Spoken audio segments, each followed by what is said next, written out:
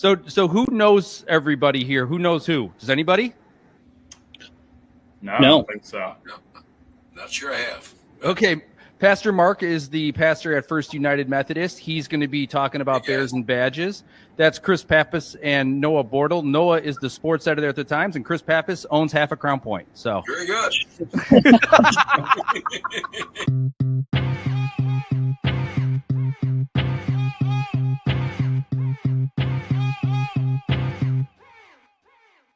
hello, and welcome to this episode of Spotlight 219, presented by your favorite newspaper, The Times, and Local 219, a show dedicated to highlight really cool things happening around the region weekly. On today's episode, we are joined with Chef Chris Pappas to talk about Provecho's 7-year anniversary and maybe something else, Pastor Mark Wilkins from First United Methodist to talk about his annual event, Bears and Badges, and The Times sports editor Noah Bortle to talk about region hoops. So without further ado, let's get this thing started. My first guest is a established chef in locally. He is got some of the best food going on in the region. He's won a ramen championship that he doesn't really talk about too much. He was a part of the Call of Duty COVID Buyers Club. He sends me insane text messages late at night. Chef Chris Pappas. Chef? Yes, thank you for having me. So, Chris, congratulations. 7 years. Yeah, it feels like just yesterday we were sitting in your office at home. Yeah. I was, before this started, I was like, man, you know, it'd be really cool if I can go back through the years and find like a in memoriam of like what we've all done in the last 7 years. Because we both started around the same time. We did. And yeah, I just had that come up with my Facebook memories about that sharing of the podcast that we did at your house. Well, it's been a fun friendship, Chris. What's been some reflections on 7 years of Provecho?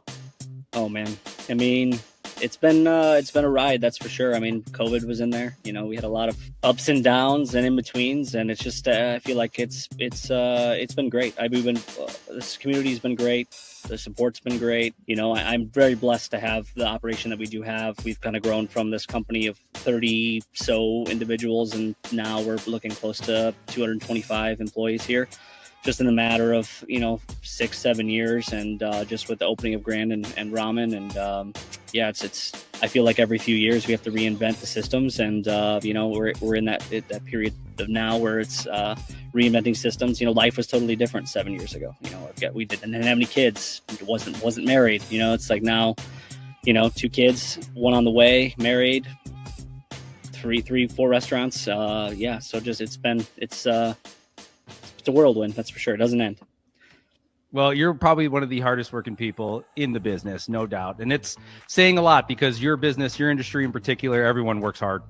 But you seem to, I mean, just from as being your friend, being someone who's seen it from the beginning, it's just really cool to see that expansion. Really cool to I know that ambition is a lot of pressure, a lot of stress. And like you said, there's been a lot of life-changing events too happening in that time period. So I'm proud of you from a distance. Is there, there's also a little birdie told me that some things might be happening locally. Is there anything you want to confirm or deny? We are going to be opening up another restaurant, here, hopefully in the next couple months. It's on a square. I'm not going to divulge too much information just because I'm not the only one that's involved with this. Chef Billy Parisi, he's local. He's a good friend of mine. He moved here about 5-6 years ago. He was a customer of mine, and we just kind of hit it off, and we've connected and stayed connected over the years. And the time is just kind of right now in his world, and that's never really a good time in mine. But we're going to be making something happen here in the next few months. The old Ricochet Tacos building is vacant. That's just kind of a prelude to what we're working on. There's some other people involved as well, but we're going to be doing something really cool. Like I said, I can't. Nothing's definite, but we are trying to do something different again, just like we did with Provecho. So we're going to be doing something here soon. So things are moving slowly, but they're moving here. We're just getting the process started. So I can confirm, but not all the way.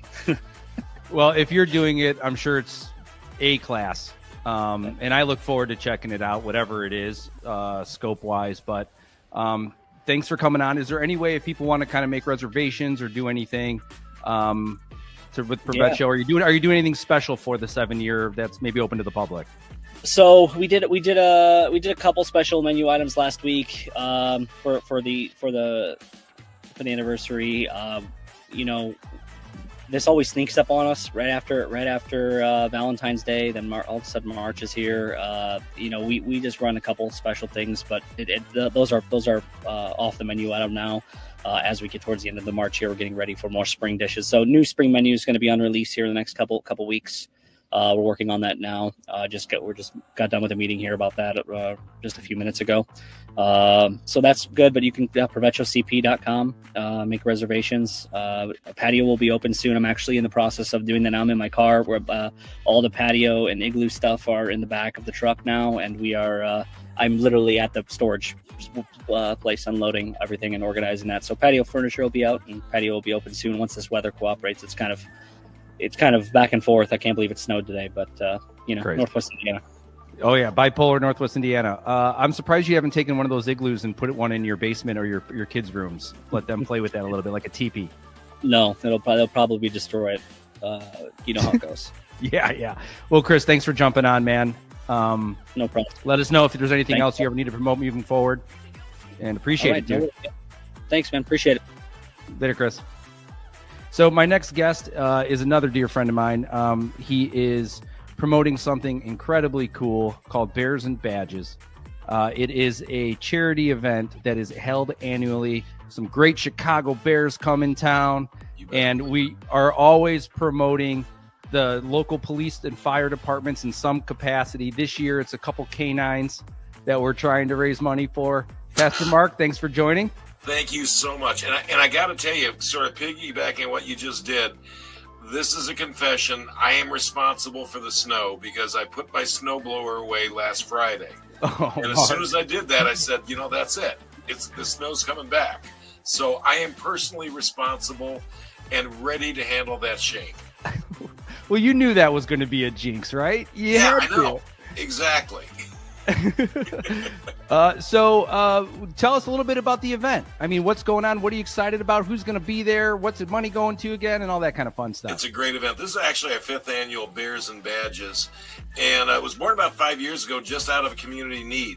In that case, the fire chief needed to raise money for the Safe Haven baby box. And we kind of blindly said, okay, we'll help you install that. We'll do that. And then it's like, well, how are we going to do that? So we kind of had this idea of being able to combine a sports-related event, Chicago Bears. If you can kind of see behind me there, I have a shrine to the Bears behind me. And to be able to have some Bears there and to raise some money. So this year, it's a really, really special event. It's going to be a week from Friday, the 28th. And it's going to be at the On Square Sports Academy. And special for a couple of reasons. Number one, we got some great folks coming in. Our MCs for the evening are going to be Dan McNeil, who's a sports caster, and Hub Arkish. And then we have Otis Wilson, Mama's boy from the 85 team, and Mark Bortz from the 85 team. And so this is the 40th anniversary of that iconic 85 larger than life season, that team. And so we're going to be remembering that with a couple of members of that team, plus some of the folks who can talk about where the Bears are and where we're going. It's been an exciting time for the Bears the last couple of weeks. So kind of get that idea. And then the big reason why we're doing this is that in one night we're going to raise $15,000 to buy a new canine officer for the police department. The Crown Point Police Department had to recently retire one of their canine officers, and it's quite expensive. So we have just stepped up and we've said, hey, this is something that's important. Canines help in all kinds of ways, protect the public and also protect officers. So we're going to have this great time to be able to get together, have a great meal together. They're going to be signing autographs, taking pictures, whatever anybody wants to do. And then we're going to have this sort of panel discussion on Bears past, present, and future. So it's going to be a great evening. Well, I can't wait. It's something, I mean, I look forward to every year. Dan McNeil is a late addition, huh? Because he was not in there the last couple of weeks when we were talking. He was not. And actually what's cool is he called us up. He called us up and said, hey, can I be a part of this? It's like, are you kidding me? Yes. So that's great. Great. I do have some words from Chief Patrick that was taken from our video that helped you guys promote that event. And we'll go to that really quick. The Crown Point Police Department has had a canine unit since the early 1990s. Currently, we have 2 dogs that are working in our agency, and we are looking to add more dogs to serve the Crown Point community with our police department. Our dogs are dual-purpose dogs. They are used in searches. They are used in narcotic searches. They're used for search and rescue, and they have been a great asset to our community. And I'm looking forward to adding a few more. Is there anywhere that people can buy tickets or get connected? Absolutely. The website is Bears and Badges, no spaces there, bearsandbadges.net. And there's a place if you want to sponsor or want to be one of our sponsors, or if you'd like to buy tickets, it's all right there to be able to connect you up. Okay, well, before you leave, Pastor Mark sent me a text yesterday asking me about who the top 3 guitar solos of all time are. I want to hear most that. iconic. Yep. I don't have that list yet, but I will say this. I'm thinking about it, and I will open it up to our viewers to also comment on what they think the top 3 guitar solos are of all time. Yes. This has been a simple question somebody posed to me that has like gone ballistic, gone critical mass, and I got so many people pitching in, and it's interesting, some of the ones you'd expect and then some of the ones people are picking up on that you wouldn't necessarily expect. Awesome. Well, we'll look forward to the list. I'll make sure to send you over mine after I put some more thought to it. Mark, thanks for joining. Really appreciate the time, man. Thank you very much. Good luck with the event. Appreciate it. All right, so my next guest, it is March Madness. We are in semi-state for Region Hoops, and who better to talk about it than Noah Bortle, sports editor of the Times. Noah, welcome to the show. Thanks for having me, Alan. It's exciting. Happy to talk about some basketball. Let's get into it. I did get a chance to watch the broadcast last week of Crown Point Portage. That was an excellent game. Came down to the wire. Tell us what to figure out, what's going on this weekend, who's the matchups, and what to look out for. Yeah, so we have 4 teams from Northwest Indiana playing in semi-state. As you said, Crown Point is going to be one of them. I think they're probably, the most talented team we have coming out of here. Dikembe Shaw is a junior, but one of the best players statewide. I know Northwest Indiana maybe doesn't get the respect that some of those other teams do. They have a tough road ahead. Number 1 Fishers is going to probably be their matchup if they reach the finals Saturday night. They've only lost 1 game in the last 2 years. That's going to be a tough road. But in 3A, we have East Chicago Central, a team that, East Chicago known for its basketball history, especially back in the 70s. They won a state title in 2007. This team is kind of putting them back on the map. Dominique Murphy is a player to watch out for. He's the all-time scorer in city history, a city with some really notable names to it.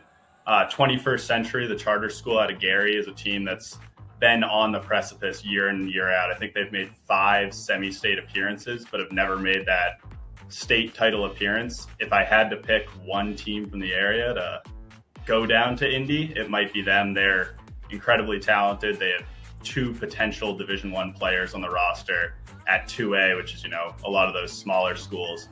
And then Couts, just a small school that's consistently year in and year out been in the mix for state titles. I think they've made 3 out of the last 5 semi-states at 1A, and they seem ready to go for another run. What is in that Couts water? I mean, I went to Hanover Central. I graduated in 2000, and that team was always hoopers, man. Yeah, and even, you look at a team of that size, you'd expect a lot of smaller shooter type. That's kind of the success at a 1A school, but they have a lot of bigs. And even in the past, they've had like a couple 6'10", 7-footer type guys. So those are the 4 highlighted games, region represented, going to semi-state. Are they at all different locations throughout the state, or are they all in one? No, so they're all over the place. And then a few years ago, the IHSAA switched how they do semi-state. So it's 2 games. You have to win your semifinal in the morning to then play in the championship at night. Crown Point will be playing in Elkhart. EC Central is in Logansport. 21st Century is the closest one to us. They're going to be in Michigan City. And then Couts is all the way out in Lafayette at Lafayette Jeff. So lots of travel if you want to try to catch some of these games. I'm sure the diehards will be there. Yeah, it's a highlight of the season. Where is there anywhere broadcasting all four, or are they going off at the same times, or? So I know Jed TV will broadcast a lot of them, but you can always find any broadcast, no matter what site is doing it, on IHSAA Champions Network online, and that will link you to any broadcast of the games. And so I'm sure since we're at semi-state, all of them will have either local broadcasts for us or, some of those teams that the Northwest Indiana teams are facing will carry the games. Great. Before I let you go, so Drake usually is the region representative of the NCAA March Madness. Yeah. The brackets. Is there any kind of Cooper's college representation out there that's going to be participating in the tournament that you'd want to highlight? Yeah, so we have two local players.